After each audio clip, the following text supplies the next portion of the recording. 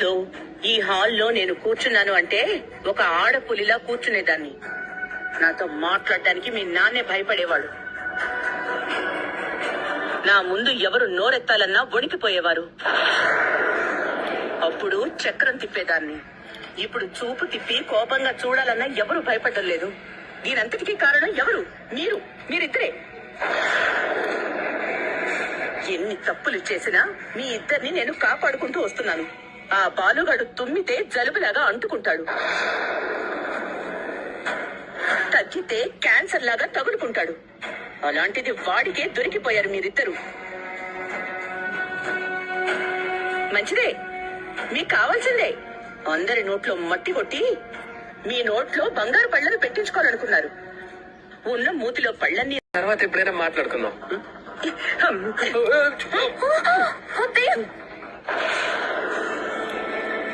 మూసుకుని కూర్చో. అలిసిపోయి వచ్చాం అనగానే జ్యూస్ చేసి పంపడానికి ఆ అమ్మని కాదు నేనిప్పుడు. మీరిద్దరూ ఇంట్లో వాళ్లకే కాదు, ముఖ్యంగా నాకు ద్రోహం చేశారు. అది నేను ఒప్పుకోలేకపోతున్నాను.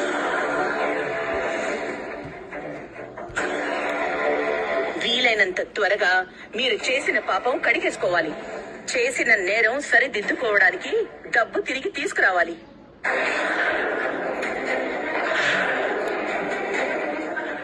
డబ్బు ఏది?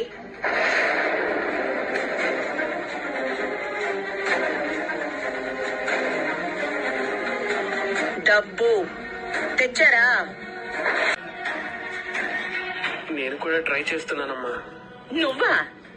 నీ నెత్తిన రూపాయి పెడితే ₹1 కూడా ఎవడు కొండు.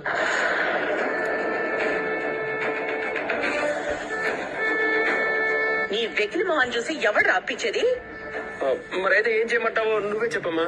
వీళ్ళ నాన్న నీ మామ ఉన్నాడుగా, కోట్లు సంపాదించాడని మీ పెళ్లిన దగ్గర నుంచి మీ ఆవిడ చెప్తూనే ఉంది.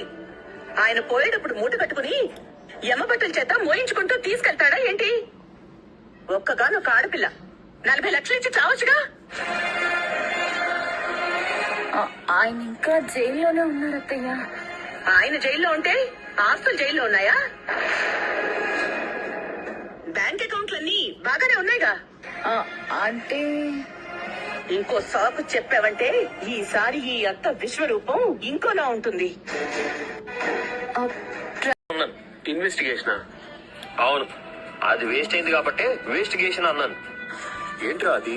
ఈ మోసపోయిన వాడిని మోసం చేసిన వాడి కోసం వెతుకుతున్నా. ఏమైనా తెలిసిందా? 2 విషయాలు తెలిసాయి. 1, వాడొట్టి ఫ్రాడ్ గాడని. 2, వీడొట్టి సన్నాసి అదవని.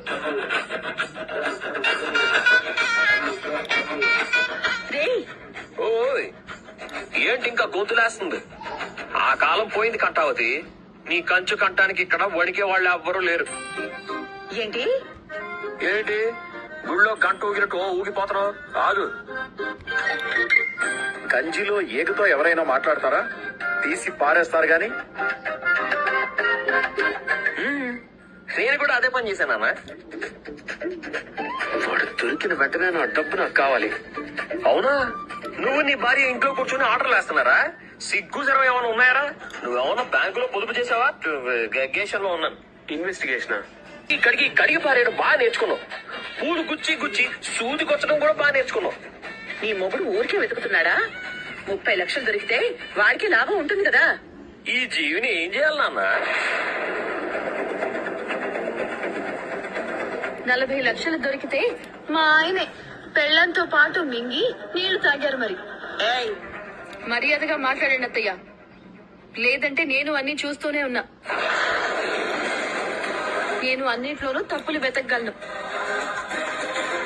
నానా, నువ్వు చెప్పావనే నేను ఆ డబ్బులు ఎతికెళ్ళి ఎతుకుతున్నాను. ఇప్పుడు చూడు, ముగ్గురు ఎలా వంకలు వెతుకుతున్నారు.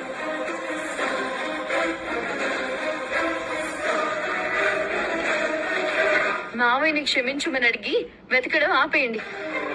మింగినోళ్లే ఊరి మీద పడి తిరిగి వెతికి తీసుకొచ్చి ఎవరి వాట వాళ్ళకిస్తారు.